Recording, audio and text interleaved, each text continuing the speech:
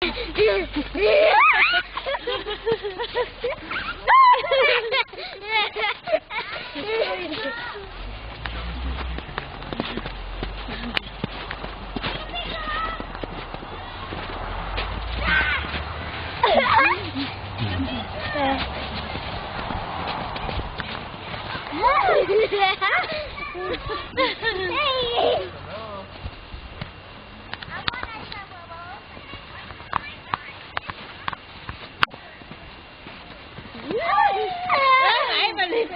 phía dưới thôi, luyện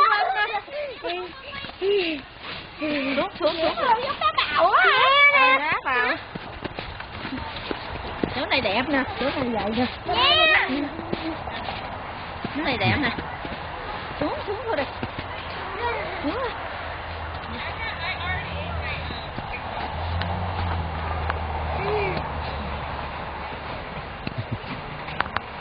Không chịu xuống hả? Không chịu xuống.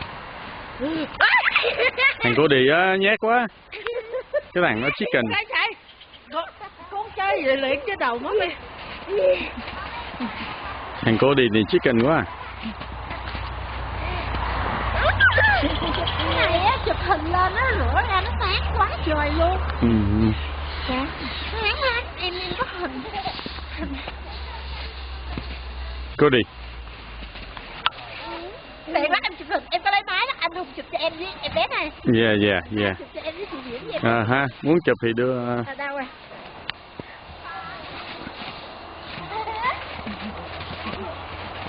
Nè anh Hồng.